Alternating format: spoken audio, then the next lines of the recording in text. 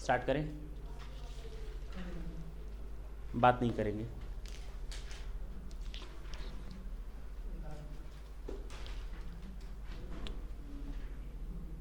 याद करो, कुर्बानी ना याद करना। Section 45, section 45 charging section of capital gain, याद आया?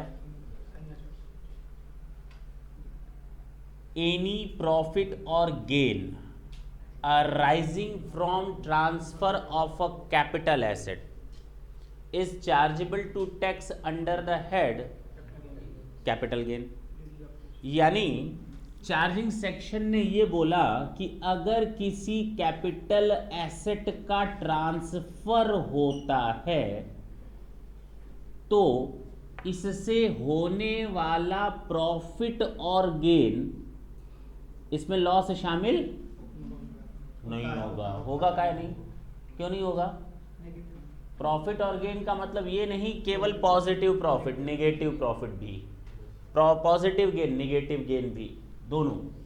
तो अगर किसी कैपिटल एसेट को हम ट्रांसफर करते हैं और उस कैपिटल एसेट को ट्रांसफर करने पर चाहे प्रॉफिट हो चाहे लॉस हो, that is your capital gain. ये कौन सा हेड होगा? कैपिटल गेन होगा। हाँ, डिडक्शन देनी पड़ेंगी सेक्शन 54 में। अभी मैंने कुछ नहीं बताया था इसके बारे में। Will be charge to tax in the same previous year, उसी प्रीवियस ईयर में टैक्सेबल होगा in which the transfer took place. जिस प्रीवियस ईयर में ऐसा ट्रांसफर होगा उसी प्रीवियस ईयर में कैपिटल गेन टैक्स लग जाएगा। यहां तक तो कोई दिक्कत नहीं थी, यहां तक तो कोई इशू नहीं था। एनी प्रॉफिट और gain arising from transfer of a capital asset. अब यहां पर नया प्रॉब्लम आया sir, transfer means what and capital asset means what. इसको डिफाइन किया गया है सेक्शन 2 सब सेक्शन 14 में, और इसको डिफाइन किया गया है सेक्शन 2 सब सेक्शन 47 में। याद आया? याद आया? नहीं, नहीं याद आया। हाँ, section 2 sub section 14 defines capital asset. Capital asset means all the movable and all the immovable properties whether connected with the business of the assessee or not।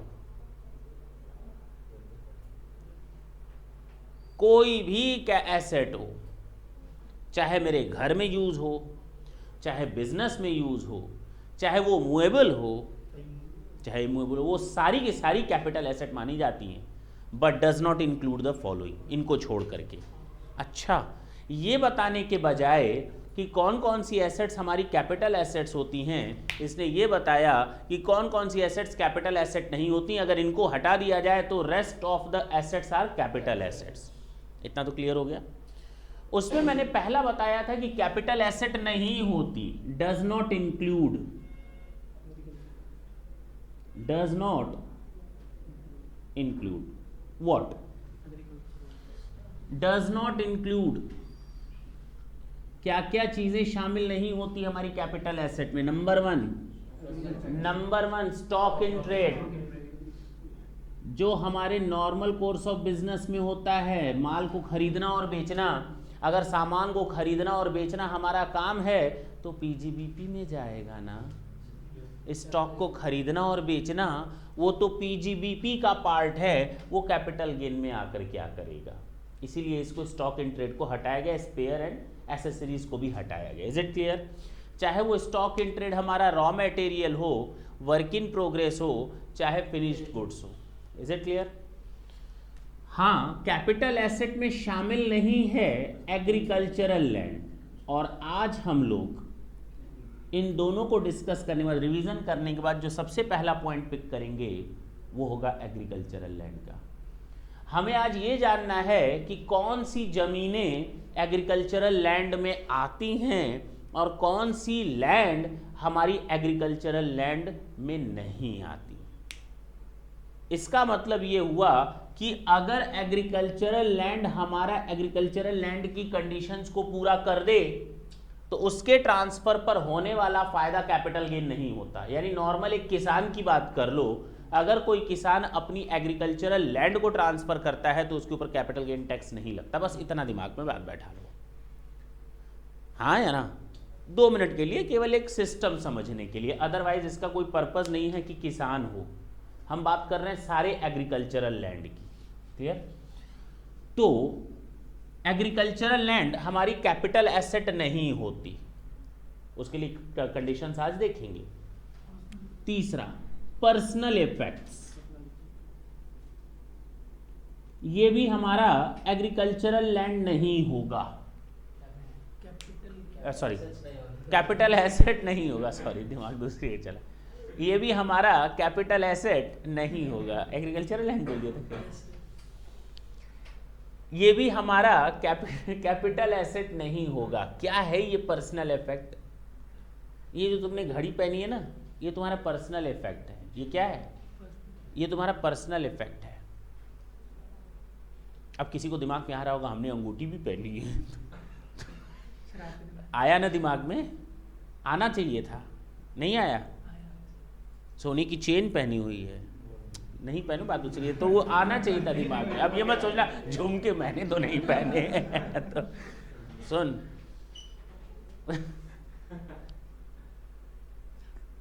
हंस लिए एक्सीलेटर लग गया तो पर्सनल इफेक्ट में क्या है कि जो हमारे नॉर्मल रेगुलर यूज की चीजें होती हैं, खाने के बर्तन होते हैं जिसमें हम लोग खाना खाते हैं, वो हमारे पर्सनल इफेक्ट्स हैं। मेरा स्कूटर, मेरी मोटरसाइकिल, ये क्या है? पर्सनल इफेक्ट्स हैं। मेरी कार जो पर्सनली हम यूज करते हैं, वो पर्सनल इफेक्ट्स हैं। मेरे फर्नीचर जिनको हम पर्सनली यूज करते हैं, वो मेरा पर्सनल इफेक्ट है। क्लियर है? हाँ या ना? लेकिन कोई भी इमूवेबल प्रॉपर्टी का भी पर्सनल इफेक्ट नहीं हो सकती। मेरे रहने वाला घर, वो पर्सनल इफेक्ट नहीं हो सकता, वो पर्सनल इफेक्ट नहीं हो सकता।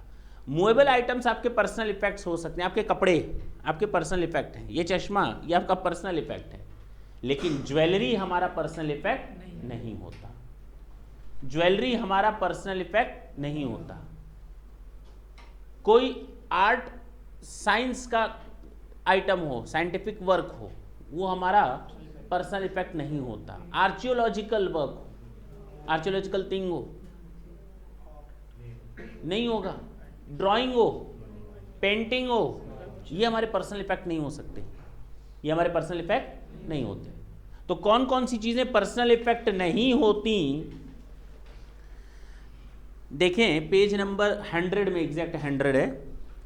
ज्वेलरी, सबसे लास्ट वाला column, jewellery, archaeological collection, drawing, painting, sculptures, any work of art, science work, according these assets are within the purview of the definition of capital assets. इसका मतलब ये अगर हमारा पर्सनल इफेक्ट नहीं है तो ये कैपिटल एसेट है। अगर ये पर्सनल इफेक्ट नहीं है तो ये मेरा कैपिटल एसेट है। नहीं, हमारा पर्सनल इफेक्ट क्या क्या होगा? जो हमारे पहनने के कपड़े, बर्तन हो गए। अच्छा, अब एक कहानी सुनाते हैं पर्सनल इफेक्ट पर। 2 कहानियां हैं। पहली कहानी है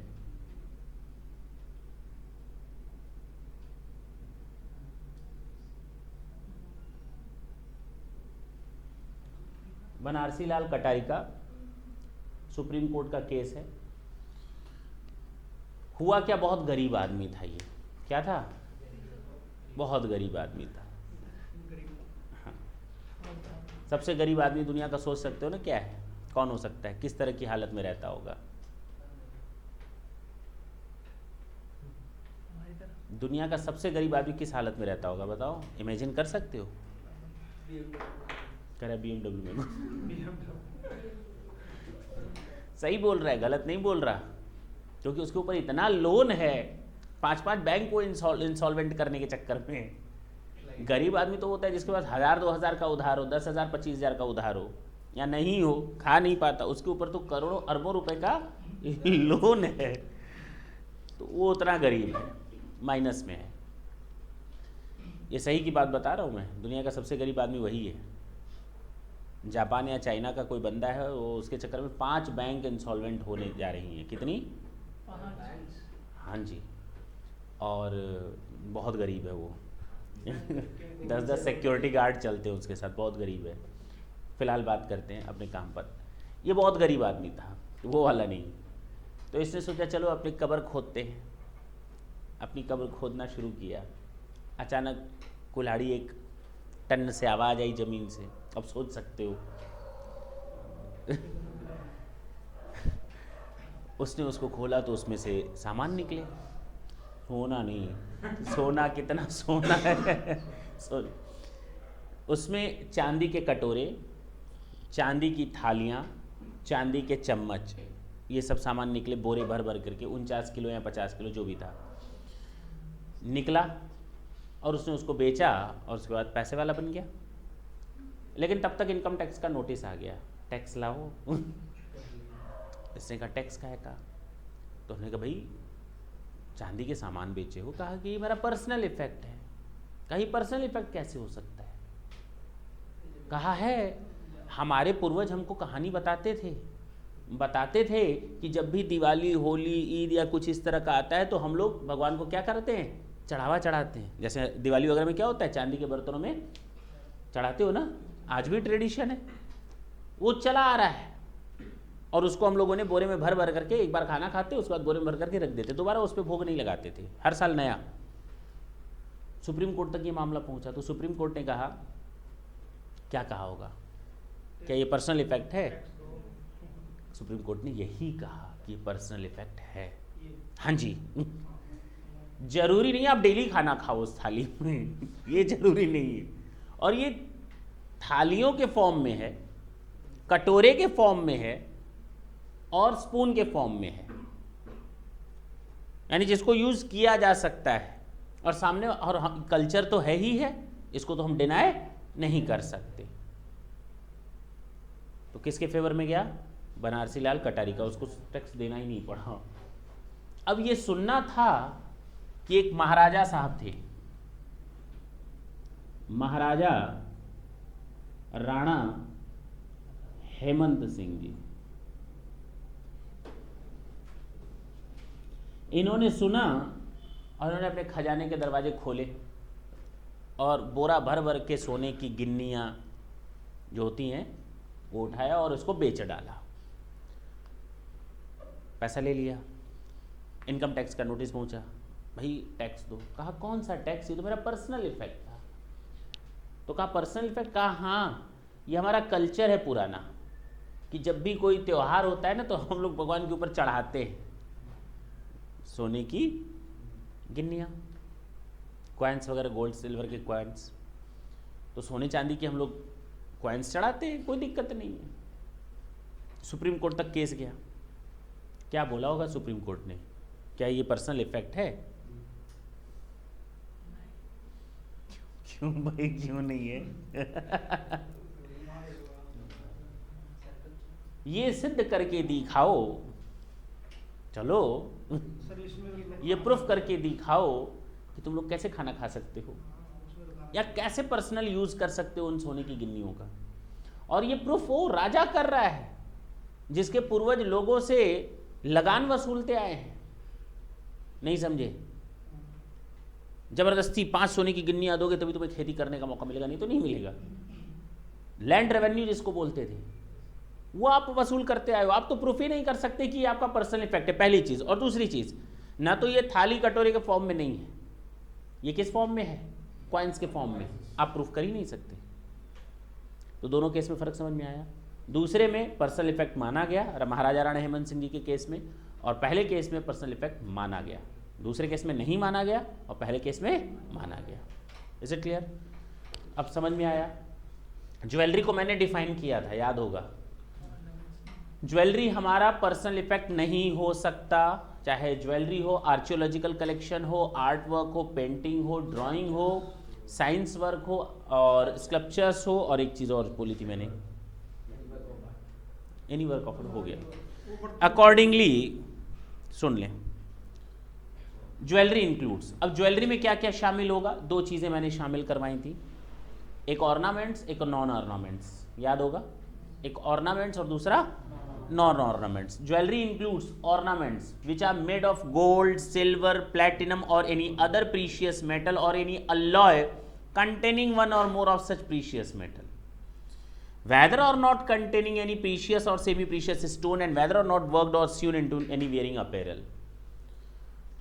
कोई भी सोना, चांदी, प्लेटिना, कोई कीमती धातु मेटल या कीमती पत्थर से बनी हुई कोई चीज़, अब चाहे आपने उसको किसी बर्तन में जड़ दिया हो या ना जड़ा हो, चाहे आपने उसको अपने किसी कपड़े में सिल दिया हो, जरी का वर्क होता है ना, उसको वर्क किया हो या ना किया हो, कोई फर्क नहीं पड़ता. अगर कोई चीज़ इनसे बनी हुई है that is fall under the category of jewellery. यानी अगर साड़ी है, साड़ी में हम लोगों ने गोल्ड की जरी कर दी तो इसका मतलब वो ज्वेलरी हो गया. क्या हो गया वो? ज्वेलरी. अब उसको आप कपड़ा नहीं बोलोगे. Is it clear? दूसरा नॉन ऑर्नामेंट्स. क्या बोला?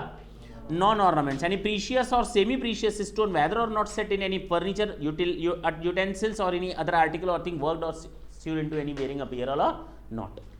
कोई भी स्टोन, कोई भी मेटल जो आपने किसी बर्तन के साथ, कपड़े के साथ जड़ दी हो या जरी कर दी हो, शामिल हो या ना हो. Is it clear? वो भी हमारा ज्वेलरी में आएगा. सोचो स्टोन को भी हम लोगों ने ज्वेलरी माना है. चांदी के बर्तनों के लिए हाँ जी, गोल्ड सिल्वर सब आ जाएगा. चांदी के बर्तनों के लिए माना उस केस में. बाबू वो ये कह रहा है पर्सनल इफेक्ट. यहाँ पर चांदी का बर्तन, मेरा काम है चांदी. क्यों नहीं है ज्वेलरी क्यों नहीं माना इसमें? बनारसी लाल कर बता रहे हैं. पर्सनल इफेक्ट था, उसने प्रूफ कर दिया. गोल्ड का नहीं था. सुप्रीम कोर्ट का ये केस साफ साफ था. गोल्ड का होता तो वो पर्सनल इफेक्ट मान लेता, क्योंकि कहीं ऐसा रूल नहीं कि सोने की चीज़ों को चढ़ाया जाए. आप भगवान के ऊपर चढ़ाते हो तो चांदी की चीज़ों को चढ़ाते हो. दिवाली में कभी गोल्ड का सामान नहीं खरीदते. कौन सा सामान खरीदते हैं? चांदी के, सिल्वर की चीज़ों पर आप थाली वगैरह खरीदते हो. तो वो कस्टम है. कस्टम है. क्या है? कस्टम. अगर आप ट्रेडिशन पर आओगे तब वो चीज़ लगेगी, ट्रेडिशन पर नहीं आओगे तो नहीं लगेगा. आपने शौकिया खरीदा, 5 किलो चांदी खरीद कर रख ली, भगवान पर चढ़ाया था, तो खाओ खाना उस पर. भले ही बर्तन हो, भले ही बर्तन हो, लेकिन अगर आपने उसको लिया है तो वो हमारा कैपिटल एसेट माना जाएगा. शौकिया अगर आपने खरीदा है तो पर्सनल इफेक्ट वो होगा जिसको हम पर्सनली यूज कर सकते हैं, बशर्ते आप उसको प्रूफ कर सको. चलो, अब आज जो हमको बताना है फिलहाल, फोर्थ क्या बताया था इसमें? नेशनल डिफेंस गोल्ड बॉन्ड बताया था ना, और 6.5% गोल्ड डिपॉजिट बॉन्ड नहीं, स्पेशल बियरर बॉन्ड होगा.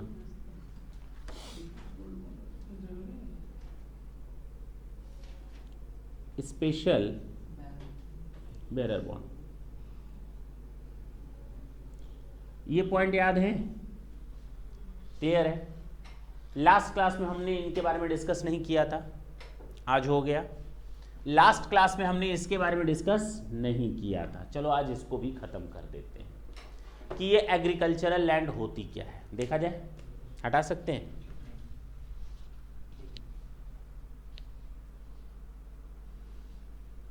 नोट करना हो थोड़ा जल्दी करना.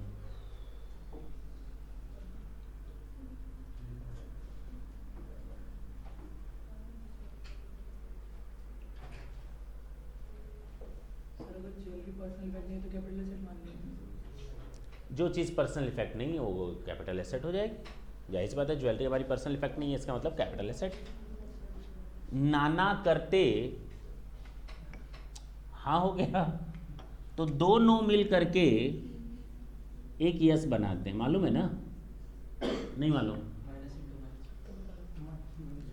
आई do not think that you are not good person. अब बताओ इसका मतलब क्या निकला? इसका मतलब क्या निकला? You are a good person. 2 negatives हैं, नॉट नॉट हटा दो, 2 माइनस मिल करके क्या बनाते हैं? प्लस बनाते.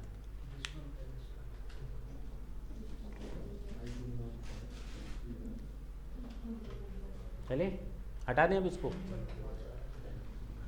चलिए सर जी एक बात बताइए, एग्रीकल्चरल लैंड क्या होती है?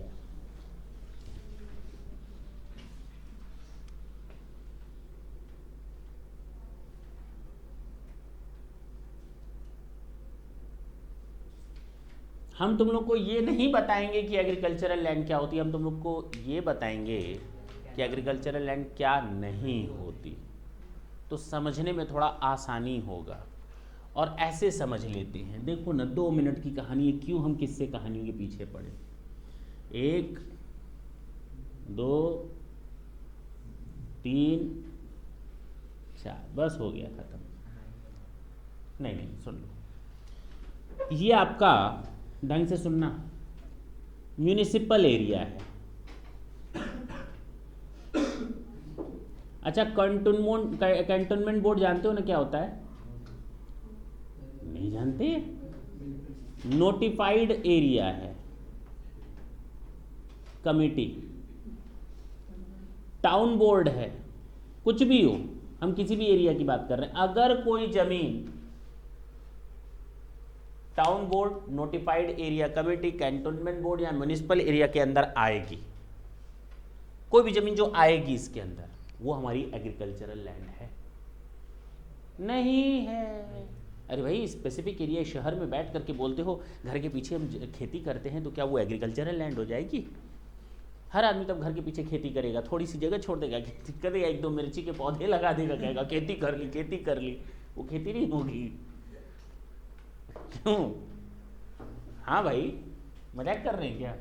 नहीं, इस एरिया के अंदर आने वाली कोई भी जमीन एग्रीकल्चरल लैंड नहीं होगी, बशर्ते, चाहे वो एरिया, बशर्ते वहां की पॉपुलेशन 10,000 से अधिक हो। बशर्ते वहां की पॉपुलेशन 10,000 से अधिक हो। तो यहां पर मैंने जो लिखा है इसको थोड़ा काट करके सही कर देना।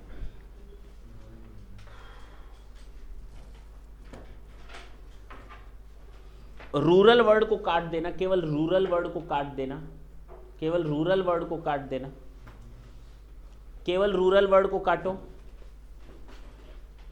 काट दो, तुम लोग काट दो, हाँ कर दो, सही कर दो, रूरल वर्ड को काट दो। और रूरल के बदले लिख देना, इतना भी मत काटना कि वो पेज आर पार हो जाए। रूरल के ऊपर लिख देना हेडिंग की तरह, गलत वर्ड छप गया, capital asset includes, capital asset includes. Rural के बजाय केवल लिख देना capital asset includes, that's it. Clear है? अब हम इसको पढ़ेंगे, अब तुम लोग का ये बिल्कुल समझ में आएगा।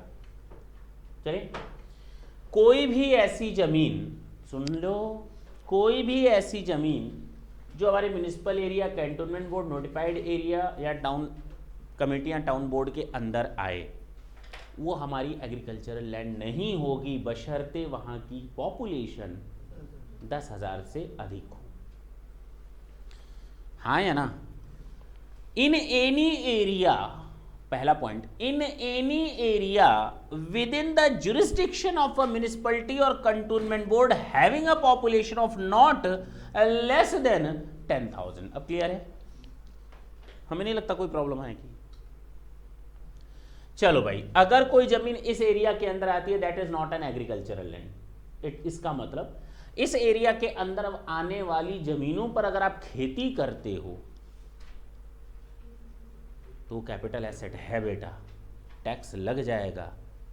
इस गलत फहमी में मत रहना कि शहर के अंदर है, खेती करते हैं तो छूट मिल जाएगी। ना बाबा ना, छूट नहीं मिलेगी। क्लियर है? हाँ, कोई जमीन जो इस एरिया के बाहर है 2 किलोमीटर के अंदर, कोई जमीन जो इस एरिया के बाहर है 6 किलोमीटर के अंदर, पूरा यहां से लेकर यहां तक, कोई जमीन है जो इस एरिया के बाहर है 8 किलोमीटर के अंदर, ये भी हमारी शहर की जमीन कहलाएंगी। क्या कहलाएंगी? एक बात बताओ, एक गांव, शहर में आए तुम, शहर में नाम लिखा है फलाना शहर, कोई आदमी नहीं दिख रहा, दूर दूर तक आदमी दिख रहे हैं, तो क्या वो शहर है या गांव है? कहोगे तो गांव से भी बदतर है। और मान लो किसी गांव में घुसे, BMW गुजर रही है, ये होंडा सिटी गुजर रही है बगल से, पॉपुलेशन ही पॉपुलर, मॉल बने हुए हैं, गांव नाम है। क्या वो गांव है? अब समझ में आया पर्पस क्या है। इस एरिया के बाहर 2 किलोमीटर के अंदर कोई जमीन है, एरिया के बाहर, कंटोनमेंट बोर्ड के एरिया के बाहर, म्यूनिसिपल बोर्ड के एरिया के बाहर, म्यूनिसिपल कमेटी के एरिया, नोटिफाइड एरिया के बाहर, टाउन बोर्ड एरिया के बाहर, उसके बाहर है, लेकिन 2 किलोमीटर के अंदर है और उसकी पॉपुलेशन थोड़ी अधिक है, 10,000 से अधिक है, बट अप टू 1 लाख, यानी जनसंख्या थोड़ी बढ़ा दी तो गांव गांव ना रहा। नहीं समझे मेरी बात? अब ये कैपिटल एसेट हो गई, इस एरिया के अंदर आने वाली जितनी भी जमीनें होंगी वो क्या होंगी? कैपिटल एसेट होंगी, बस सीधा सा हिसाब है। चलो इसके बाहर थोड़ी और ले गए और जनसंख्या बढ़ा दो, नहीं समझे? अब जनसंख्या बढ़ा दो, भले ही इसके बाहर ही क्यों ना हो, 6 किलोमीटर के अंदर है, इस एरिया के 6 किलोमीटर के, ये पूरा 6 किलोमीटर, और वहां की जनसंख्या 1 लाख से अधिक और 10 लाख तक है, above 1 lakh, but up to, below नहीं है, अप टू 10 lakhs, ठीक है ना? और यहां की जनसंख्या, अब तुम लोग खुद बताओ, दूर, बहुत दूर चले गए हो गांव में, लेकिन वहाँ BMW, होंडा सिटी और गाड़ियाँ मिल रही हैं और बहुत ज़्यादा पॉपुलेशन है, मतलब मॉल्स बने हुए, भीड़ बहुत ज़्यादा है, तो उसको गांव मानोगे ना? एग्रीकल्चरल लैंड नहीं मानी जाएगी अबव 10 लाख। क्लियर है? अब क्लियर हुआ? तो ये हमारी क्या होंगी, ये मैंने बताया not an agricultural land, not an agricultural land. इधर बताओ, ये देख, ये क्या है? Not an agriculture. अब समझ में आई बात? ये क्या है? Not an agricultural. The same way note कर लें, और जैसे मैंने लिखा है वैसे ही लिखोगे तो हमेशा दिमाग में कॉपी रहेगा।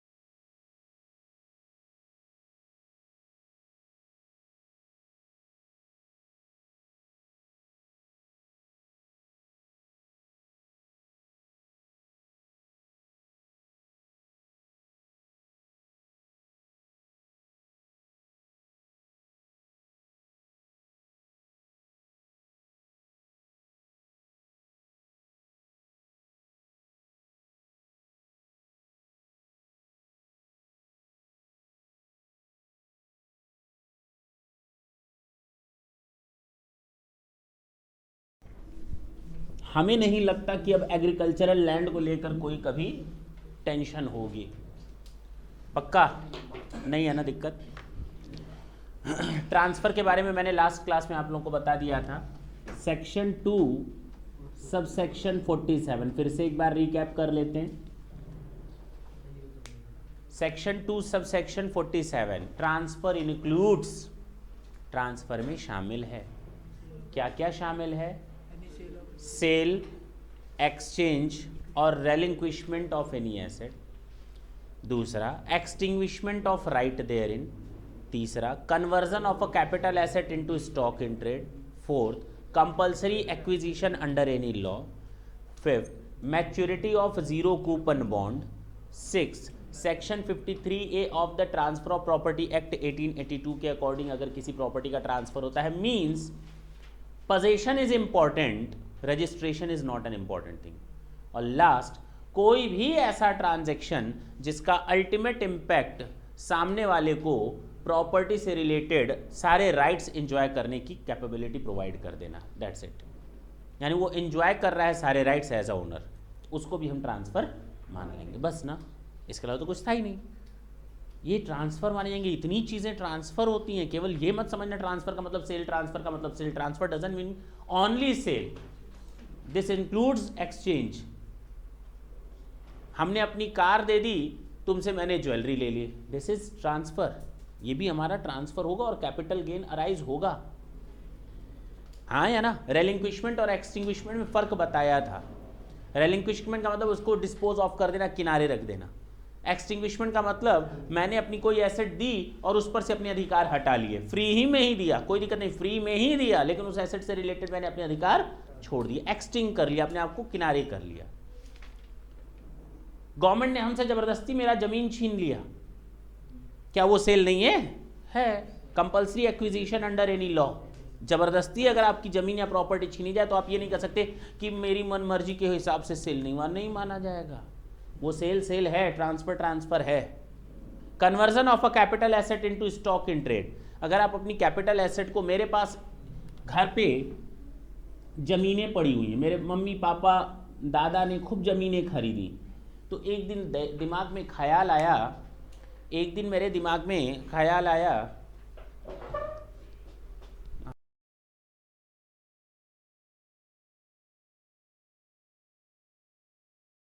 सुनो, एक दिन मेरे दिमाग में ख्याल आया कि क्यों ना हम प्रॉपर्टी डीलर का काम शुरू करें और सबसे पहले अपना घर बेच दें। नहीं समझे? मेरे दिमाग में ख्याल आया कि प्रॉपर्टी डीलिंग का काम शुरू करते हैं, जमीनों को खरीदने बेचने का। और शुरुआत कहाँ से करेंगे? अपने ही घर से करते। तो अपने घर से अपने घर को बेचने का काम शुरू कर दिया। क्या वो मेरा capital asset stock in trade में कन्वर्ट हो गया? ऐसे सोचने से मेरा कन्वर्ट हो जाएगा? हाँ बोलो, हाँ। ऐसे तो गाय बोलती है। बोलो हाँ। ऐसे तो सांड बोलता है। तो कहने का मतलब ये है कि अगर मैंने अपनी कैपिटल एसेट को स्टॉक इन ट्रेड में कन्वर्ट कर दिया, चलो स्टार्ट ही कहाँ से करते हैं? अपने घर से करते हैं, तो ये मेरा कन्वर्जन हो गया। कन्वर्जन किस चीज़ का? कैपिटल एसेट का। किस में? स्टॉक इन ट्रेड में। क्योंकि अब वो प्रॉपर्टीज़ मेरे लिए प्रॉपर्टीज़ नहीं है, वो मेरे लिए गुड्स बन गए, क्योंकि अब मैं उनको खरीदूंगा और बेचने का काम करूँगा। क्लियर है? तो अगर कैपिटल एसेट का कन्वर्जन होता है स्टॉक इन ट्रेड में, तो मेरा कैपिटल एसेट का ट्रांसफ़र हो गया। स्टॉक इन ट्रेड का कैपिटल एसेट में नहीं ना, मैंने ऐसा नहीं बोला। मेरे पास ज़मीनें पड़ी हुई हैं बेचने के लिए, उसमें से मैं एक घर के लिए निकाल रहा हूँ, तो ये नहीं कैपिटल एसेट अराइज हुआ, कैपिटल गेन हो गया। क्योंकि कैपिटल एसेट का ट्रांसफ़र नहीं हुआ, स्टॉक का ट्रांसफ़र हुआ। स्टॉक का ट्रांसफ़र हुआ। किसका ट्रांसफ़र हुआ? क्लियर है? पक्की बात है? इसमें कोई दिक्कत हो तो बोलो। रजिस्ट्रेशन नेसेसरी नहीं है। मैंने लास्ट क्लास में बता दिया था, section 53A of transfer of property act, transfer of property act का सेक्शन 53A कहता है, तुम्हारे पास घर है, तुम उस घर की चाबी मुझे दे दो, कौन मालिक माना जाएगा, मैं या तुम? क्या बात कर रहे हो? मालिक कौन होगा? जिसके पास चाबी, जिसकी लाठी उसकी, हाँ भाई सही है, गलत नहीं है। रजिस्ट्रेशन इज नॉट इंपॉर्टेंट, मैंने लास्ट क्लास में बोला पोजीशन इज इंपॉर्टेंट। पोजीशन दिया गया हो, अगर पोजीशन मिल गया that is sufficient to me. और याद करो तो हाउस प्रॉपर्टी में भी मैंने यही बताया था डीम्ड ओनर के केस में, और यहां पर भी मैं वही बता रहा हूं, सेम वही चीज। और लास्ट वाला पॉइंट देखो ना, कोई भी ऐसा ट्रांजैक्शन जिसका अल्टीमेट इंपैक्ट ट्रांसफर हो जाए या सामने वाले को एंजॉयमेंट करने के राइट्स मिल जाए, बात तो वही है ना। क्लियर हुआ? तो सेक्शन 53A यही कहता है कि position is important, registration is not important. Property मेरे नाम से रजिस्टर नहीं हुई है, बावजूद उसके हम उसके मालिक माने जाएंगे, ट्रांसफर हो गया। चलो, हम लोगों ने जो अब तक देखा that was your section 45, section 2 sub section 14, section 2 sub section, और इसके अलावा जो हम लोगों ने डिफाइन कर लिया वो एग्रीकल्चरल लैंड को और पर्सनल इफेक्ट को डिफाइन कर लिया। अब जो स्टार्ट होने जा रहा है ये समझ लो सीए बनने तक, सीए बनने के बाद तक, सीएमए या सीएस जो कुछ भी कर रहे हो, हमेशा ये सेक्शन काम आएगा, और उस सेक्शन का नाम है, और ये मेरा केवल आज नहीं कल तक चलेगा, नेक्स्ट क्लास तक चलेगा। ठीक, देखा जाए क्या है। इस सेक्शन को खत्म करने के बाद कुछ है नहीं ज़्यादा। पहले तो सर हमें फॉर्मेट बता दीजिए ताकि हमारे दिमाग पे वो चीज़ें उस समय जाएं जब आप टेक्निकल वर्ड्स यूज़ करें। जब भी हम कैपिटल गेन का कैलकुलेशन करेंगे, I am just talking about section 48, लेकिन अभी मैं नाम नहीं ले रहा हूँ। After completion of section 47 again I will repeat it, clear. लेकिन अगर हमें फॉर्मेट पता चल जाए किसी चीज़ का, तो जब मैं जो वर्ड यूज़ करूँगा तुम उन लोग को उन चीज़ों से कोरिलेट कर पाओगे। हम लोग यहाँ पर लिखते हैं सेल कंसीडरेशन, क्या लिखते हैं, लेकिन आगे से चूंकि transfer doesn't include only sale, तो सेल यूज़ करना थोड़ा गड़बड़ है। हम सेल की जगह एक सेंटेंस यूज करेंगे जिसका नाम है full value of consideration, full value of consideration. Sale value ना लिखकर तुम लोग चाहो तो लिख सकते हो सेल वैल्यू, अपने समझने के लिए। कई ऑथर्स ने अपनी बुक्स में सेल्स वैल्यू वर्ड यूज किया है, मैं ये नहीं कहता गलत है, लेकिन सही नहीं है।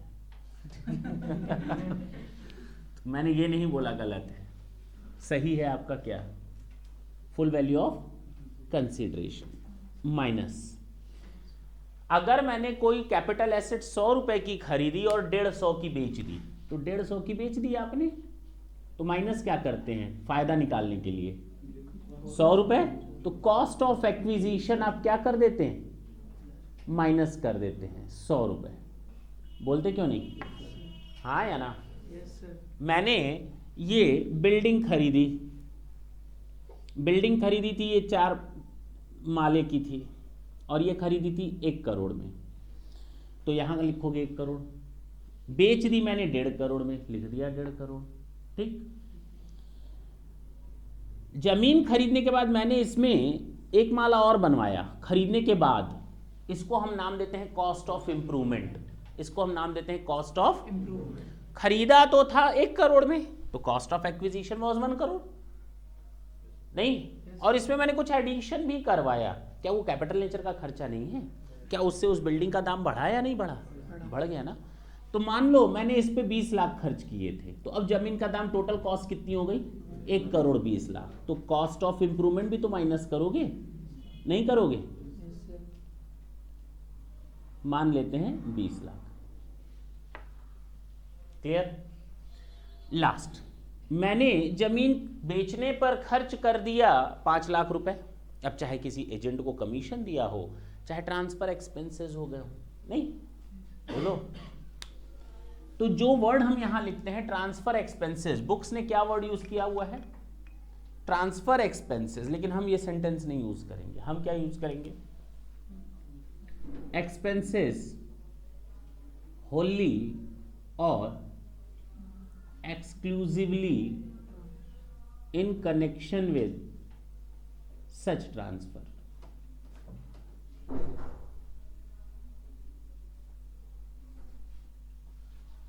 मान लेते हैं 10 लाख।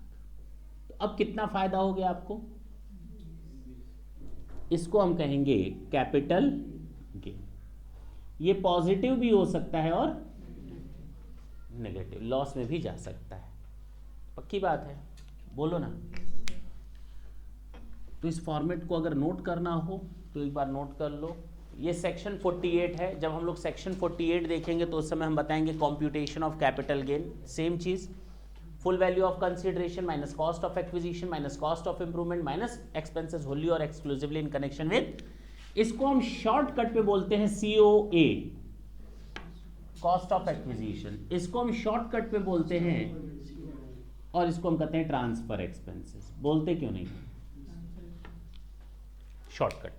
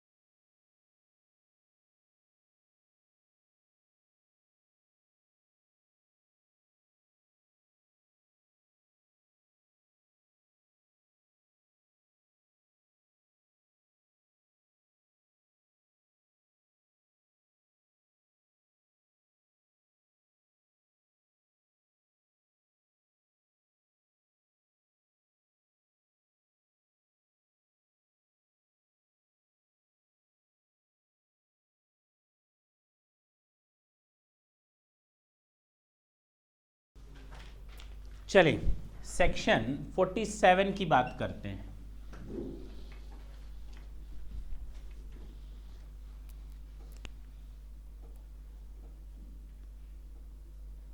हेडिंग है ट्रांजैक्शंस या transfers which are not to be regarded as transfer. सोचो ना, हमें ये मालूम है कि कैपिटल एसेट होनी चाहिए प्लस ट्रांसफर होना चाहिए, तो हमारा बनता है कैपिटल गेन, हाँ या ना?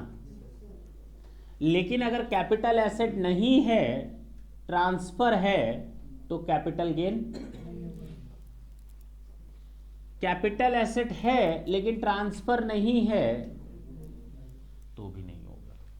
यानी कैपिटल एसेट हो और ट्रांसफर हो तभी कैपिटल गेन अराइज होगा, इसमें कोई डाउट नहीं होना चाहिए। पक्का? अब कुछ ट्रांजैक्शन ऐसे हैं, जैसे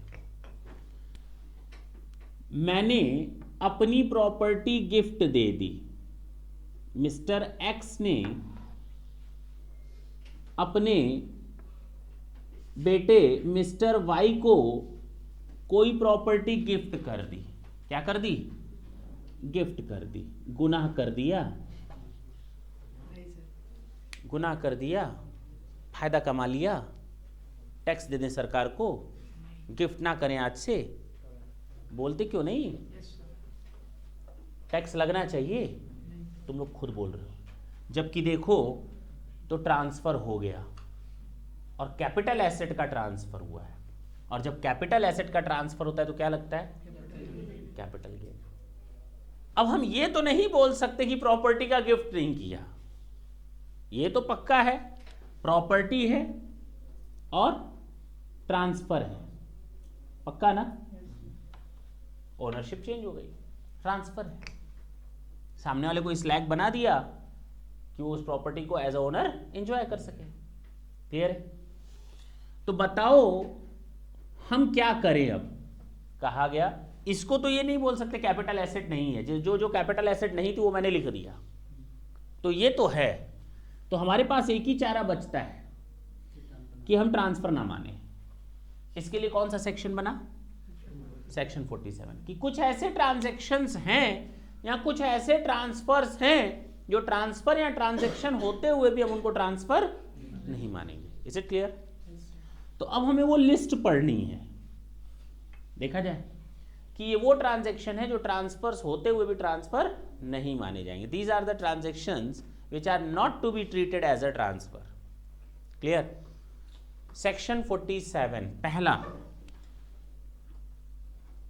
गिफ्ट विल। अगर कोई गिफ्ट या विल के थ्रू कोई एसेट ट्रांसफर होती है, अगर वो कहता है कि सर मुझे अपना गुर्दा बेचना है, नींद में हो तो हंस क्यों नहीं रहे? तुम्हारा गुर्दा इसीलिए बिकवाया है क्योंकि तुम तब से हो, तब से सोए हुए लग रहे।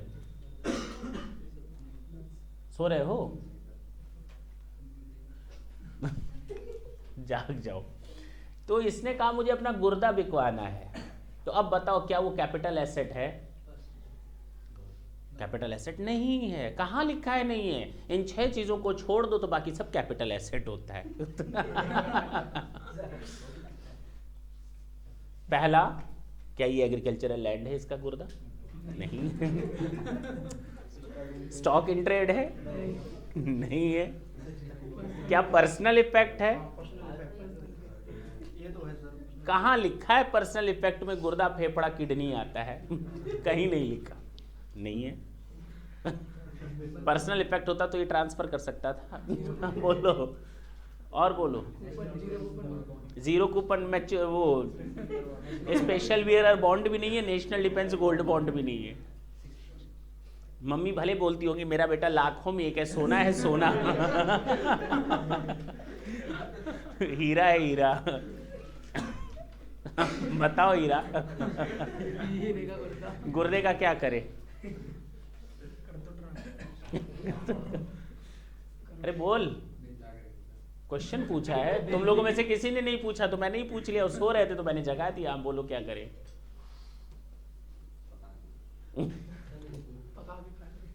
आप बताओ। ये इलीगल एक्टिविटी है। ह्यूमन ट्रैफिकिंग और ह्यूमन बॉडी के पार्ट्स को सेल करना, परचेज करना, ये इलीगल है। उसको लीगलाइज तो किसी वे में नहीं किया जा सकता। ठीक है ना? चलें?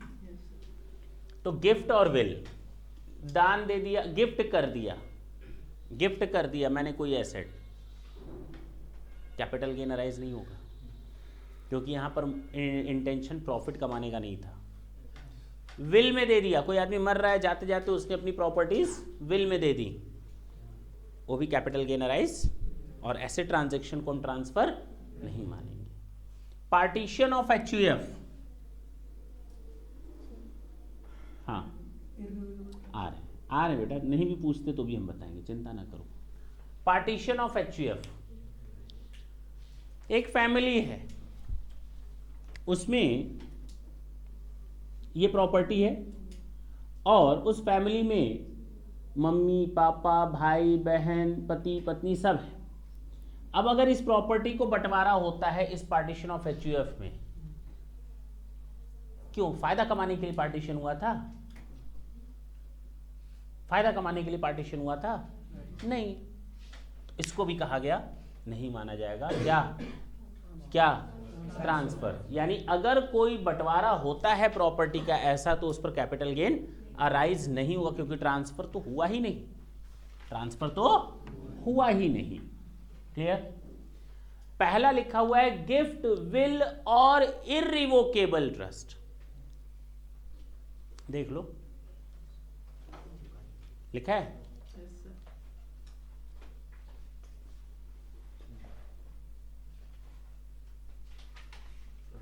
लिखा है कि नहीं लिखा है? गिफ्ट, विल और इररिवोकेबल ट्रस्ट। तो ये इररिवोकेबल ट्रस्ट क्या होता है? इसको हिंदी में हम लोग कहते हैं अखंडनीय।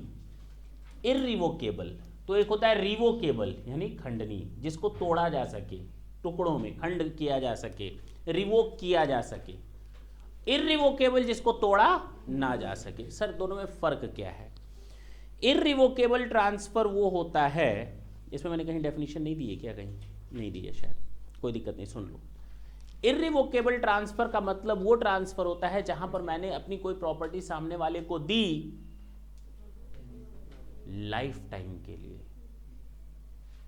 लाइफ टाइम के लिए। अगर बेनिफिशियरी को मैंने वो एसेट ट्रांसफर की है लाइफ टाइम के लिए without having any condition, unconditionally अगर मैंने कोई प्रॉपर्टी किसी को दी है लाइफ टाइम के लिए, बेनिफिशियरी को ट्रस्ट वगैरह के थ्रू होता है ना प्रॉपर्टी को ट्रांसफर करना, नहीं जानते हो, मुझे इसको फायदा पहुंचाना है, मुझे इसको फायदा पहुंचाना है, ये बेनिफिशियरी है। ये क्या है? मैंने क्या किया, एक ट्रस्ट बना लिया और प्रॉपर्टी किसको दे दी? ट्रस्ट को, और इसको मैंने बना दिया बेनिफिशियरी। क्लियर है? या इसी को मैंने प्रॉपर्टी दे दी लाइफ टाइम के लिए, किसके लिए? लाइफ टाइम के लिए, बिना किसी कंडीशन के। कौन सी कंडीशन सर? ये जो मैं प्रॉपर्टी दे रहा हूं ना तुमको, 5 साल बाद वापस कर देना। ये प्रॉपर्टी जो मैं तुमको दे रहा हूं ना, आधी इनकम मेरे पास आनी चाहिए। ये जो मैं प्रॉपर्टी दे रहा हूं ना तुमको, इसको किसी को बेचना मत। ये जो प्रॉपर्टी मैं दे रहा हूं ना, यूज कभी मत करना।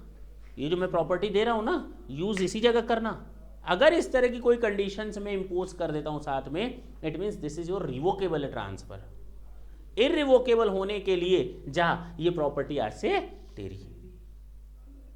नहीं समझे? बात समझ में आई? क्लियर है? इसको हम कहते हैं इररिवोकेबल ट्रांसफर। जब तक तू जिंदा है प्रॉपर्टी तेरी, जब तू टपका प्रॉपर्टी वापस मेरे पास। अब क्लियर है?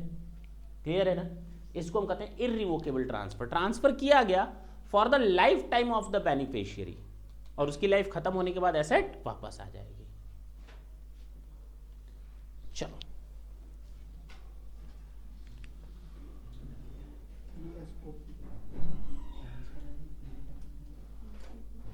तो मैंने अब तक 2 चीजें बताई, गिफ्ट, विल और इररिवोकेबल ट्रांसफर। दूसरा पार्टीशन ऑफ एचयूएफ। अब इसमें मैंने कुछ कॉलम्स बनाए, holding period, cost of acquisition. अभी हम इसके पीछे नहीं पढ़ रहे, अभी हम वो लिस्ट तैयार कर रहे हैं। उसके बाद हम लोग होल्डिंग पीरियड भी जानेंगे और कॉस्ट ऑफ एक्विजिशन भी देखेंगे बाद में। कोई दिक्कत है इसमें? थोड़ी देर पहले मैंने तुम लोग को एक चीज बताई थी। कैपिटल एसेट को जब मैं डिफाइन कर रहा था तो उसमें मैंने पर्सनल इफेक्ट बताया था, और मैंने कहा था पर्सनल इफेक्ट में शामिल नहीं होता drawing, painting, art work, science work, archaeological collection, sculptures etcetera, फलाना और ढिमाका। वही चीज यहां पर भी है। अगर मेरे पास, सुन लो, कोई पुरानी जमाने का घड़ा रखा हुआ है, 500 साल पुराना घड़ा, कलाकृति रखी हुई है, मैंने यहाँ किसी की हड्डियां हैं 1000 साल पुरानी, मम्मी वगैरह की मेरे पास हैं, और अगर मैंने उसको आर्कियोलॉजिकल डिपार्टमेंट को 1 करोड़ में बेच दिया, उस घड़े को, मिट्टी के घड़े को 1 करोड़ में बेचा, क्या टैक्स लग जाएगा? लग जाएगा या नहीं?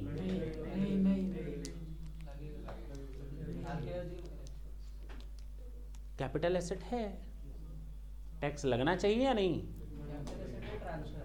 कैपिटल एसेट है या नहीं है? है। आर्कियोलॉजिकल कलेक्शन हमारी कैपिटल एसेट होती है क्योंकि पर्सनल इफेक्ट में नहीं आता।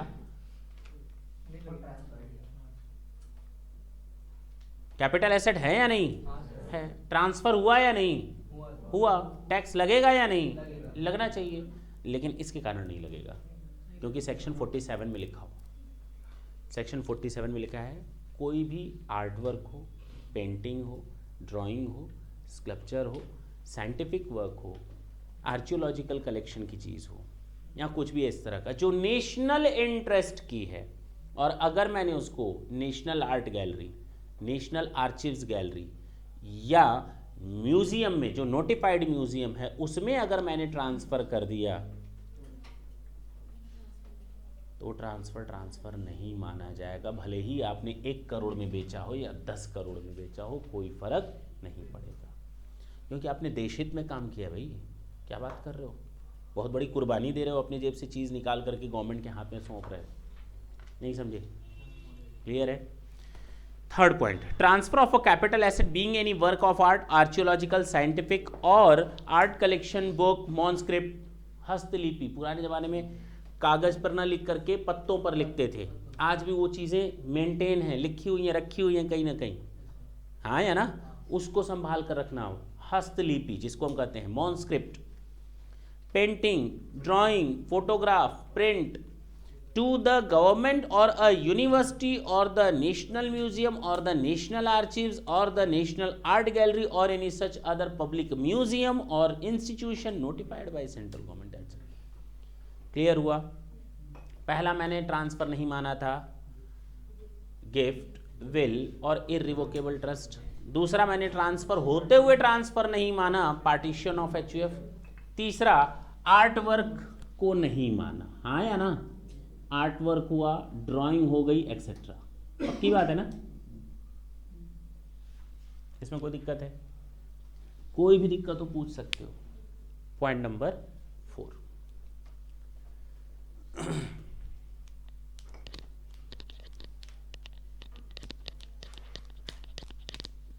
अगर कोई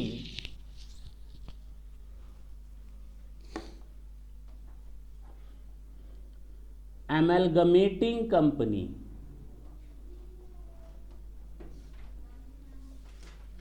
सुन लो, एमलगमेटेड कंपनी को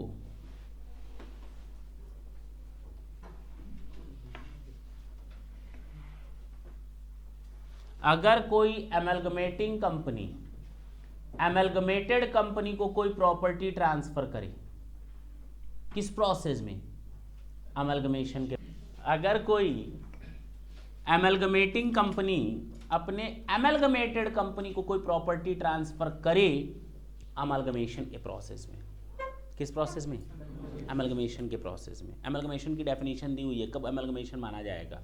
सारी की सारी एसेट्स और सारी की सारी लायबिलिटीज अमलगमेटिंग कंपनी से एमलगमेटेड कंपनी को ट्रांसफर हो जाए और परचेस कंसिडरेशन केवल और केवल शेयर्स के फॉर्मेट में होने चाहिए। 75% शेयर होल्डर्स एग्री होने चाहिए नई कंपनी में शेयर होल्डर बनने के लिए। वो बात की बात है, देखा जाएगा। फिलहाल अभी हम उन लफड़ों में पढ़ने वाले नहीं।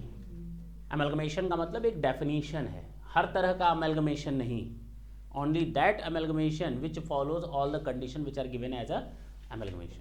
तो अमलगमेशन के कंडीशंस अगर फुलफिल होंगी तो हम उसकी बात करेंगे। फिलहाल अगर कोई अमलगमेटिंग कंपनी अमलगमेटेड कंपनी को प्रॉपर्टी ट्रांसफर करती है, भले ही करती है, उस ट्रांजैक्शन को हम ट्रांसफर नहीं मानेंगे। है ना बड़ी बात? अमलगमेशन प्रोसेस में बेचा है ये कंपनी एक्स लिमिटेड, ये कंपनी वाई लिमिटेड, इसने लिटरली अपनी सारी एसेट्स इसको बेची हैं पैसा लेकर, बावजूद इसके हम उसको ट्रांसफर नहीं मानेंगे और उस पर कैपिटल गेन अराइज नहीं होगा। कितनी बड़ी बात है, कोई बात नहीं है। चलिए देखा जाएगा। फिलहाल हटाए, यहां तो कोई दिक्कत नहीं है, बशर्ते transferee company must be an Indian company. Transferee company कौन? यहां हाथ रखने से ये हो जाएगी ट्रांसफरी अमलगमेटेड कंपनी। ये ट्रांसफरर कंपनी है। ये कौन सी कंपनी है? इसको हम कहते हैं ट्रांसफरर कंपनी, इसको हम कहते हैं वेंडर कंपनी, इसको हम कहते हैं सेलर कंपनी, और ये होता है हमारा ट्रांसफरी कंपनी, ये होता है हमारा बायर कंपनी। बोलो ना, परचेजिंग कंपनी। क्लियर है? हटा दें। तो transferee company must be an Indian company. ये कंपनी इंडियन कंपनी होनी चाहिए। The company which receives the assets, which the company acquires the assets, उसको हम कहेंगे ट्रांसफरी कंपनी। क्लियर? बेचने वाला तो ट्रांसफरर होता है। Transferee company must be an Indian company. तो अभी तक हम लोगों ने कितने पॉइंट्स देख लिए? 4। पहला देखा था गिफ्ट, विल और irrevocable trust, partition of HUF, art work, और लास्ट हम लोगों ने अभी भी देखा एमलगमेशन के प्रोसेस में। अब जो इंपॉर्टेंट चीज आ रही है, सुनना ढंग से। अगर कोई होल्डिंग कंपनी अपनी सब्सिडरी कंपनी को या कोई सब्सिडरी कंपनी अपनी होल्डिंग कंपनी को कोई कैपिटल एसेट अगर ट्रांसफर करे तो वो ट्रांसफर नहीं माना जाएगा। जानते हो कब? जब ये 2 कंडीशंस पूरी हो। कब? जब ये 2 कंडीशन पूरी हो। कौन सी 2 कंडीशन? ये 2 condition. Condition number 1, condition number 2 हो गया। कंडीशन नंबर 1 है, सुनो, transferee company must be an Indian company. Sir वो तो मालूम है, यानी अगर होल्डिंग ने अपनी कोई एसेट सब्सिडरी को ट्रांसफर किया तो subsidiary company must be an Indian company. If subsidiary company transfers its asset to the holding company then the holding company must be an Indian company. Is it clear? Means the acquirer company must be an Indian company और transferee company must be an Indian company. And the second condition, ये 2 condition मैंने बोली थी। एक condition तो समझ में आ गई, transferee company must be an Indian company. ये दूसरी कंडीशन क्या है? ये दूसरी कंडीशन कहा गया holding company holds 100% share capital of the subsidiary company. Normally हम लोग यही जानते हैं, सुन लो, कि होल्डिंग कंपनी के पास कम से कम 51% शेयर होने चाहिए, इक्विटी शेयर्स, वोटिंग राइट्स।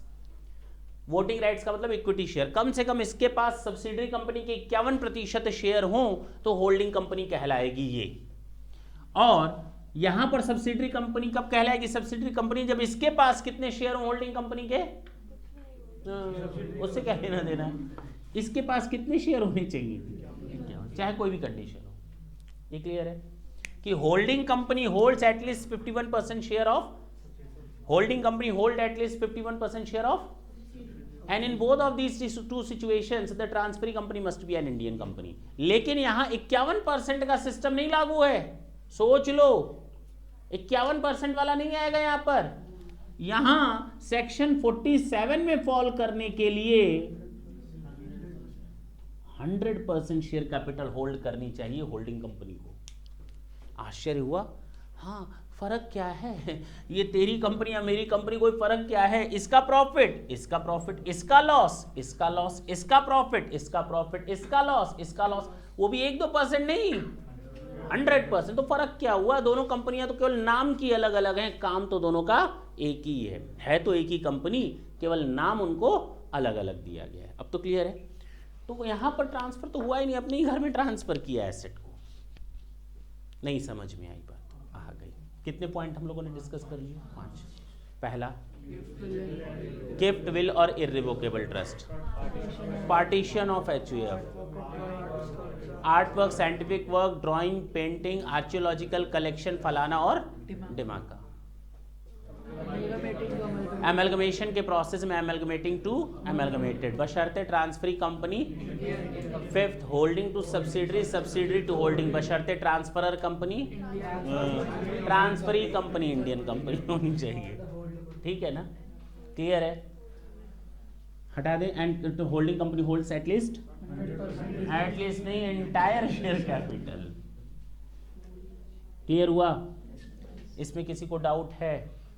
नहीं। अभी इस पर पूरी कहानी चलेगी, चिंता मत करना, अभी तो कहानी शुरू हुई है। इसके बाद फिर से आएंगे तो एक एक को थोड़ा डिस्कस करते जाएंगे। इस पर पूरी आधे घंटे की कहानी और है। फिलहाल पॉइंट नंबर 6 पर आते हैं, चलें।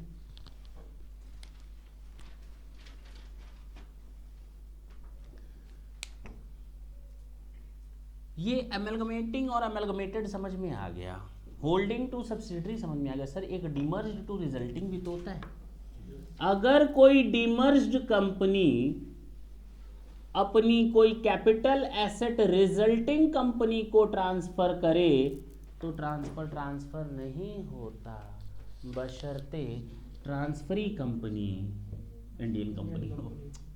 Transferee company Indian company. Sir ये डीमर्ज्ड क्या है, ये रिजल्टिंग क्या है?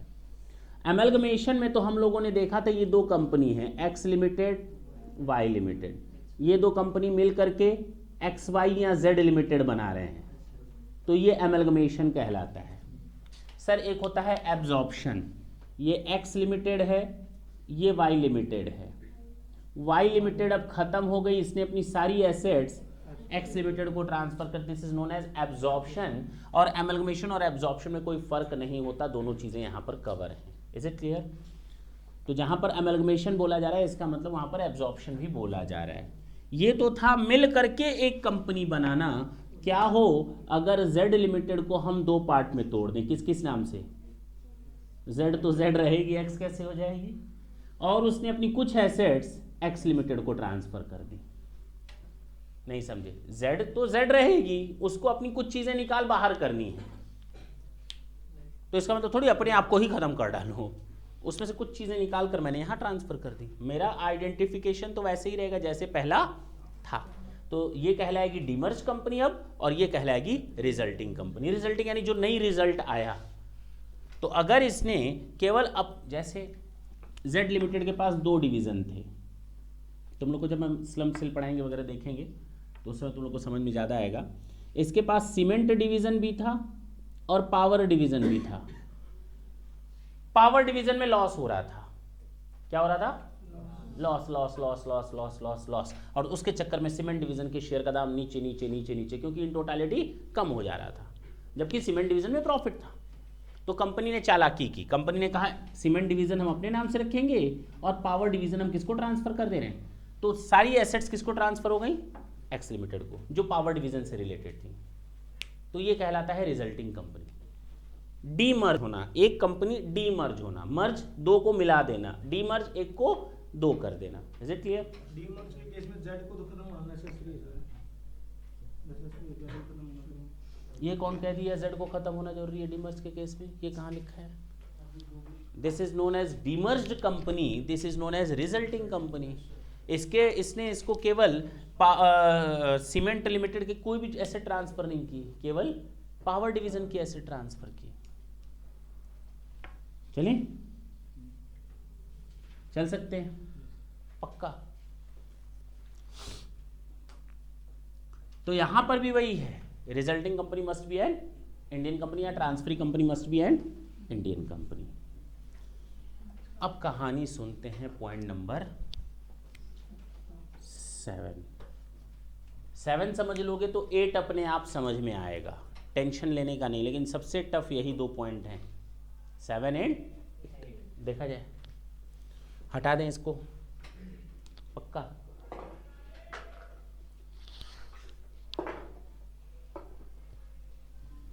हटा रहे हैं, कोई डाउट हो तो पूछ सकते हो।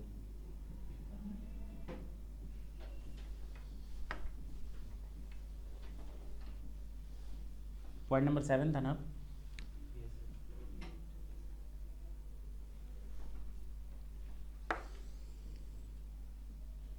एक फॉरेन, सुन लो, एमलगमेटिंग कंपनी और फॉरेन एमलगमेटेड कंपनी,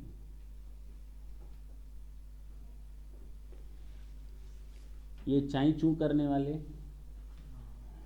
ये भी चाई चू करने वाले, कुछ भी हो सकते हैं ये, हाँ और ये अमेरिकन, कुछ भी हो सकता है। फॉरेन टू फॉरेन होना चाहिए, इंडिया उसमें बीच में नहीं। क्लियर? हम सबकी बात कर रहे हैं, फॉरेन एमलगमेटिंग टू फॉरेन एमलगमेटेड कंपनी की।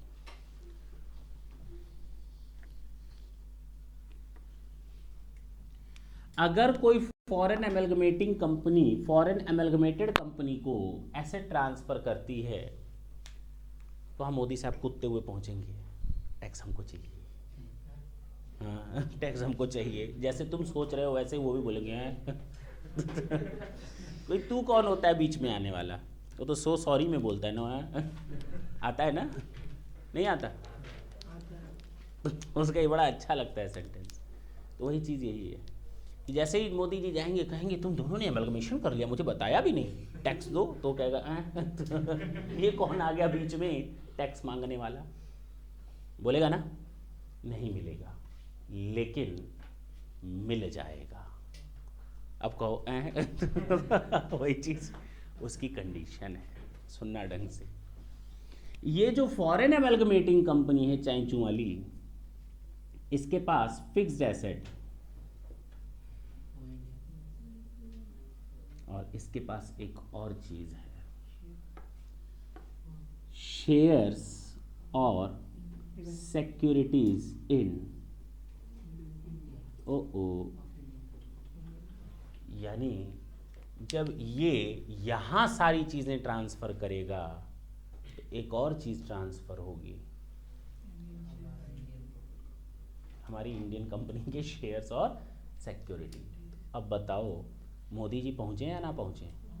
अब पहुंचेंगे, और अब टैक्स मिलना बनता है या नहीं मिलना बनता है? मिलना बनता है। बनता है नहीं, बनता है, लेकिन नहीं मिलेगा अगर ये दो कंडीशंस पूरी हो जाए। कितनी कंडीशंस? ये दो कंडीशंस पूरी हो जाए। वो दो कंडीशंस क्या है देखा जाए।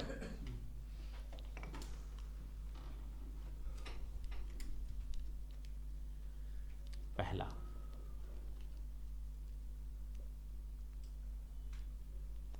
अब तुम्हारा गुर्दा बेचे तुम भी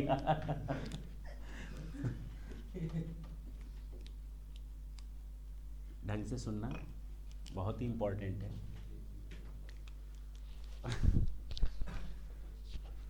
नेक्स्ट क्लास में बताएं। अच्छा अभी बता दें, सस्पेंस में रहेगा।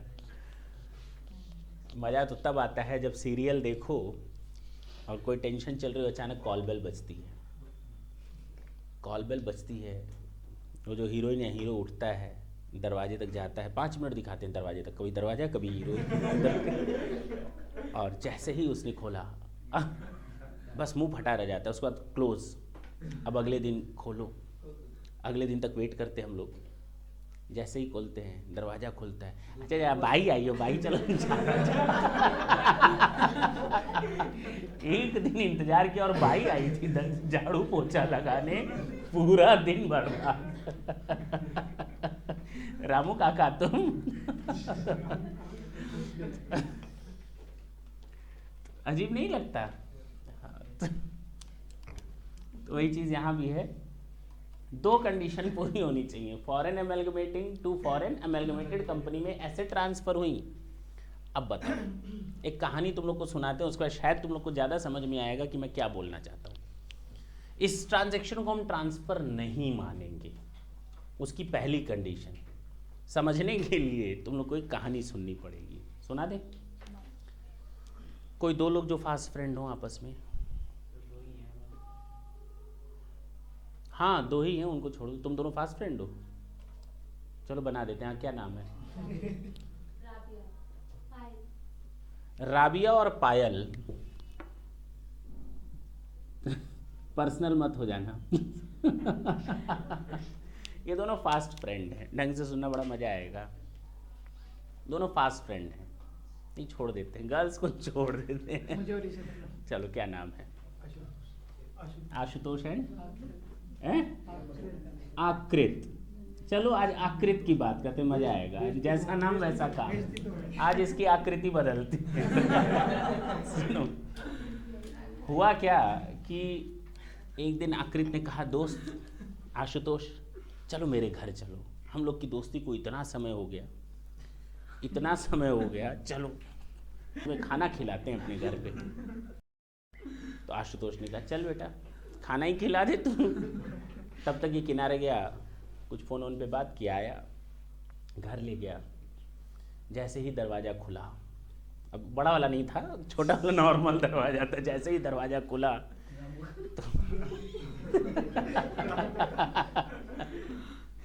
रामू काका नहीं, जैसे ही दरवाज़ा खुला इसका स्वागत हुआ फूलों से, ठीक है ना, माला वाला पहनाई गई है कि नहीं। तो देर लगी आने में तुमको, शुक्र है फिर भी आए, तो अंदर ले जाया गया, खिलाया पिलाया गया, खूब सेवा सत्कार हुई। अब एक बात बताओ, आशुतोष के दिमाग में जो आकृति का इमेज बना होगा, आकृति बनी होगी, वो कैसी बनी होगी? पॉजिटिव या नेगेटिव? पॉजिटिव। कितना बढ़िया बना होगा कि देखो इसकी मम्मी भी इसको मानती हैं, पापा भी मानते हैं, सिस्टर भी प्यार करती हैं, भाई भी मानता है, सब लोग मतलब न्योछावर है इस पर। कितना बड़ा इमेज क्या होगा कि मेरा दोस्त इतना बढ़िया। खैर फूल कर कुप्पा हो गया, घर पहुंचा, कुछ दिन बाद घर से निकला तो कहा चलो आज आकृति के घर हो लेते हैं। आकृति के घर गया, जैसे ही दरवाजा खटखटाने जा रहा था अंदर से आवाज़ आई, मम्मी मुझे मत मारो, मम्मी मुझे मत मारो। और चीखने की आवाज़ आशुतोष की थी, और छोटी सिस्टर गालियाँ दे रही है लिटरली, भाई भी 2-4 मार रहा है छोटा वाला, पापा भी साथ में लगे पड़े, बदतमीज नालायक तो किसी काम का नहीं है, ये वो सब। अब बताओ उसके दिमाग में क्या इमेज जाएगी इसकी, कि उस दिन जो बनाया गया था वो बनाया गया था, है कि नहीं?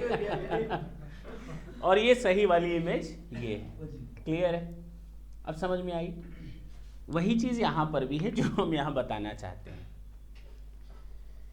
हम कहते हैं ऐसे ट्रांजैक्शन पर टैक्स नहीं लगेगा। अरे कब नहीं लगेगा? जिस देश में गंगा बहती है नहीं, जिस देश में ऐसी अमलगमेटिंग कंपनी इनकॉर्पोरेट है, अगर उस देश की सरकार कहती है कि ऐसे अमलगमेशन पर हम टैक्स नहीं लगाएंगे, हम भी नहीं लगाएंगे। जब तेरे घर वाले तुझे इतना मानते हैं तो हम भी मानेंगे। नहीं समझे? और अगर इस देश में ऐसे टैक्स पर छूट नहीं है कि ट्रांसफर करोगे टैक्स लग जाएगा, तो हम काहे का माफ करें जब तुझे तेरे घर वाले इज्जत नहीं करते। नहीं समझे? जब तुम्हारे देश वाले इस ट्रांजैक्शन पर टैक्स लगा रहे तो हम तो बाहर ही हैं, हमको तो टैक्स मिलना चाहिए। नहीं समझ में आई बात? अब क्लियर है? हाँ अब समझ में, देखो ना, लात खाने के बाद समझ में आ जाती है। तो कहने का मतलब ये पहली कंडीशन ये है। अब मैं जरा बोलता हूँ, in case of foreign amalgamating company to foreign amalgamated company, the transaction of securities in Indian company will be exempt, will not be treated as a transfer if both of these two conditions are satisfied. Number 1 condition, no any capital gain taxes are to be imposed by that country in which foreign amalgamating company is incorporated. Is it clear now? Second condition, at least क्या? At least 25% shareholders, at least क्या? 25% shareholders are ready to become the shareholder of, इस company के share holder कहते हैं ठीक है, कम से कम 25% share holder कहते हैं ठीक है, हम अब इस कंपनी में शेयर होल्डर बनने को तैयार हैं। कम से कम कितने percent share holder? 25% share holder. जरा उसकी भी बात कर लेते हैं। इस कंपनी में जो शेयर होल्डर हैं PQRST, ठीक है ना? चलो ज़्यादा, इसके पास शेयर हैं 2%, इसके पास शेयर हैं 24%, इसके पास शेयर्स हैं 60%। और क्लियर है? ये परसेंट है इनके पास। बताओ कम से कम कौन उधर जाए कि कंपनी को मान लिया जाएगा? कंडीशन कोई भी केवल P जाने से या PQ के जाने से? PQ के जाने से 25% हो जाएगा।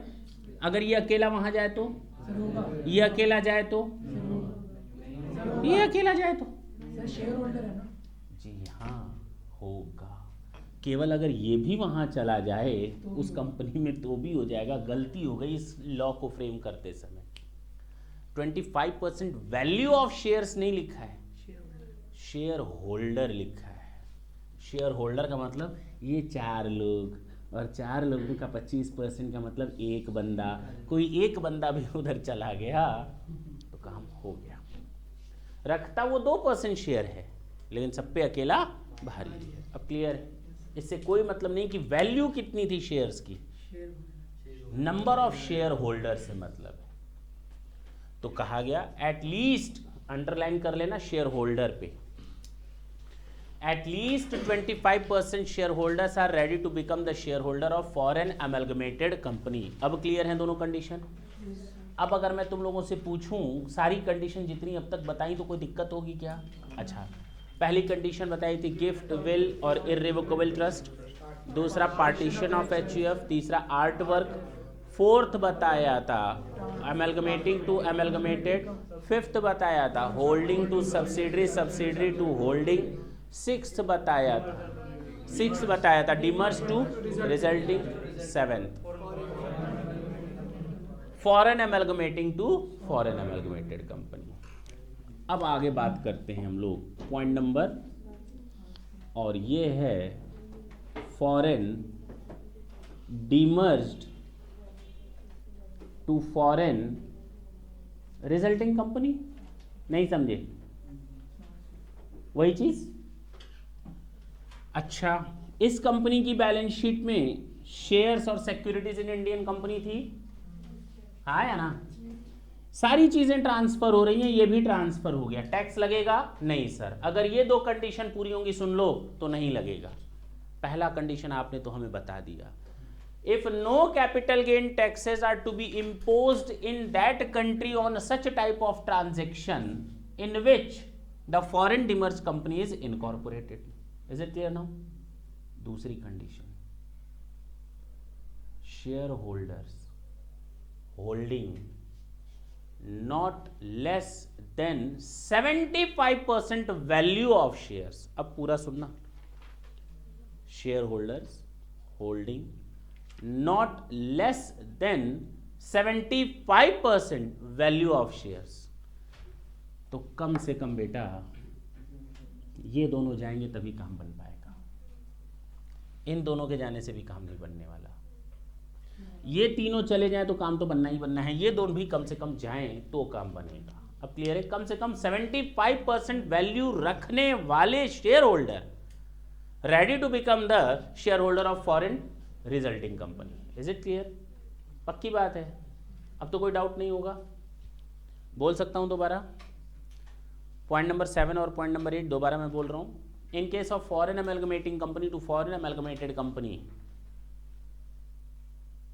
capital asset are subject matter of transfer being shares or securities in Indian company, then this type of transaction will not be considered as transfer if both of these two conditions are met. Number 1, if no capital gain taxes are to be charged in that country on such type of transaction in which such amalgamating company is incorporated. दूसरा, at least 25% value of share, at least 25% shareholders are ready to become the shareholder of new company, या amalgamated company। Foreign demerge to foreign resulting में same वही ऊपर वाला topic, नीचे दो condition. पहली condition, कोई कैपिटल गेन टैक्सेस नहीं लगते ऐसे ट्रांजेक्शन पर फॉरेन डिमर्ज कंपनी जहां इनकॉर्पोरेटेड है। दूसरा, share holders holding not less than 75% value of share are ready to become the shareholder of foreign resulting company. Is it clear now? पक्का? ये 8 point तैयार रहेंगे, भूलोगे तो नहीं? 2 मिनट देते हैं, एक बार रिवाइज कर लो, उसके बाद फिर आगे चलते हैं, पूछते हैं तुम लोगों से।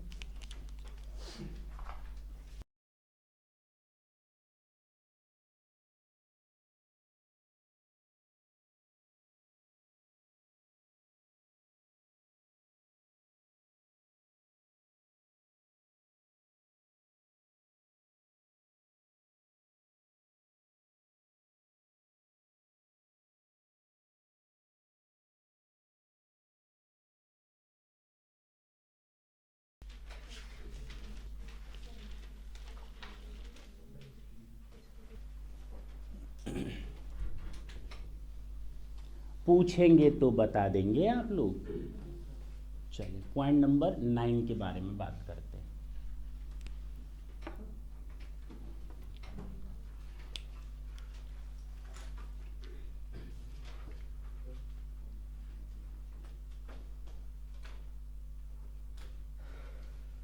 अगर कोई बीमार हो, तुम तबीयत खराब है, क्या कहते हैं अंग्रेजी में? एम आई सिक? लेकिन हाँ, अगर कोई कंपनी बीमार होती है तो हम उसको सिक कंपनी बोलते हैं। हिंदी में उसको रुग्ण कंपनी, रोगी, रुग्ण कंपनी बोलते हैं, ठीक है ना। और सिक इंडस्ट्रियल कंपनी की बात हो रही है। किसकी बात हो रही है? पॉइंट नंबर 5 या 6 है, जो 4 या 5 जो देख लो, सुन लो पहले। कहानी सुनना ज़्यादा इंपॉर्टेंट है, वो घर पे भी पढ़ोगे तो समझ में आएगा। अगर कोई बीमार कंपनी है, पहले हम लोग का एक एक्ट चलता था, सिक्का 1985, सिक्का 1985, शॉर्टकट में कहते थे, फुल फॉर्म होता था सिक इंडस्ट्रियल कंपनीज एक्ट 1985। इसमें बोर्ड होता था, जैसे आरबीआई बोर्ड है सारी बैंकिंग कंपनी का, ट्राई टेलीकम्युनिकेशन का है कि नहीं, तो सेबी है, ये सब बोर्ड हैं, अथॉरिटीज़ हैं। उसी तरह इसका बोर्ड होता था बीआईएफआर, ठीक, जो सिक कंपनियों को डिटरमाइन करता था, हाँ ये कंपनी बीमार हो गई, ये अप्रूव करता था, सेक्शन 18 रहता था, सब चीज़ें अब खत्म हो चुकी हैं फिलहाल, लेकिन अभी भी हम कुछ चीज़ों के लिए उस पर डिपेंड हैं। तो अगर ये बोर्ड कहता था ये बीमार है कंपनी, तो वो बीमार है। और कोई कंपनी बीमार कब मानी जाती थी? जब वो फायदे में रहे, हाँ, लॉस में रहे। इस कंपनी के पास शेयर कैपिटल थी 100 रुपए की, और यहाँ पीएल अकाउंट लॉसेज में चला गया 60 रुपए, क्या ये बीमार है? नहीं, अभी भी जीने की कुछ आस है 40 रुपए से। अब ये हो गया 80 रुपए, क्या ये बीमार है? ना, अभी भी आस बची हुई है, 20 रुपए का अभी भी सरप्लस है, अभी कैपिटल पूरी तरह से खत्म। अगर ये 101 हो गया तो बेटा बुखार वैसे भी 101 पर माना जाता है, तो यानी -1 हो गया। क्या हो गया? -1 हो गया।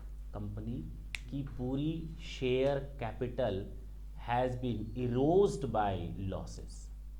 The 100% of the share capital has been erased by losses.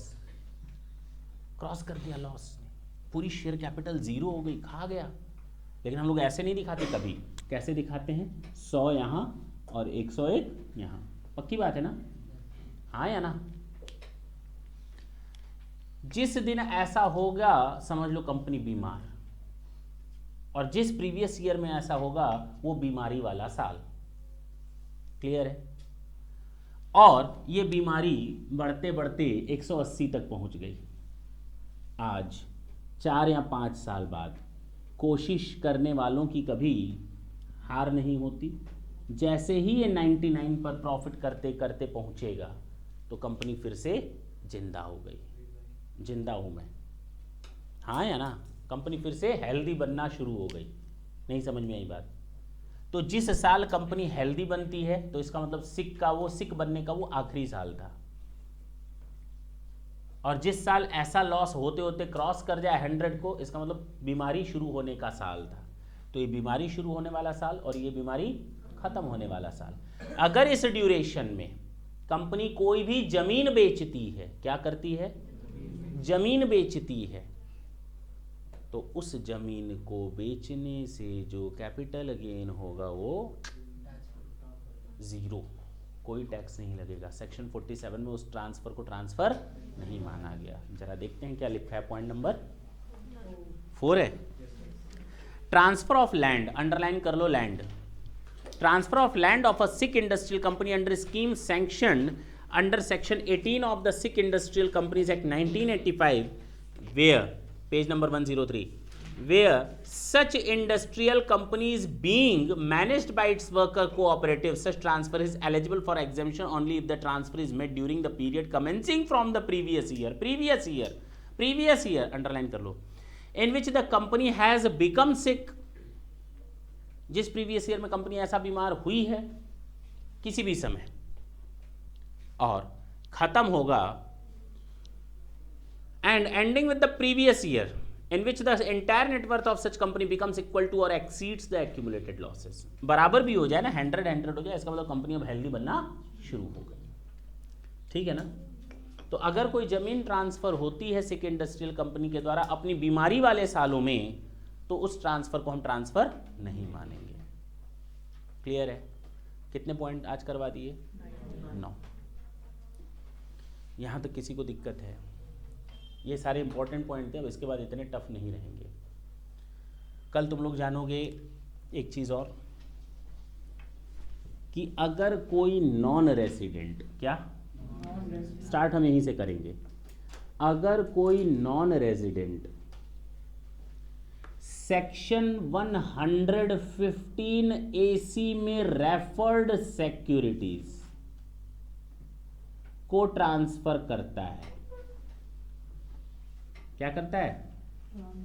तो उन ट्रांजैक्शंस को ट्रांसफर नहीं माना जाएगा बशर्ते ऐसा transfer non resident to non resident हुआ हो। पहली चीज सुन लो। और रेफर्ड सिक्योरिटीज क्या हैं? ADR, GDR and FCCB। ADR का फुल फॉर्म होता है अमेरिकन डिपॉजिटरी रिसीट्स। बताया है क्या? हाँ बताया भी होगा जी हाँ। FM की जब मैंने थ्योरी बताई थी, सोर्स ऑफ फाइनेंस, तो उसमें बताया था, लेकिन घबराने की बात नहीं है, हम फिर से कल इसको बताएंगे। American depository receipt, global depository receipts and foreign currency convertible bond.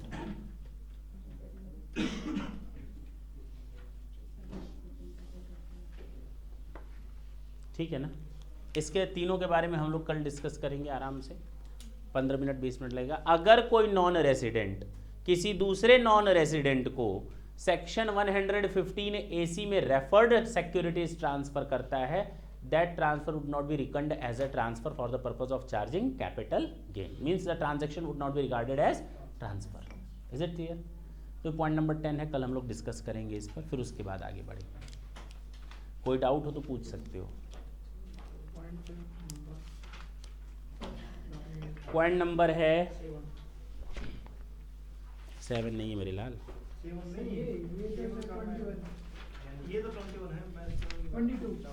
ये 22 है।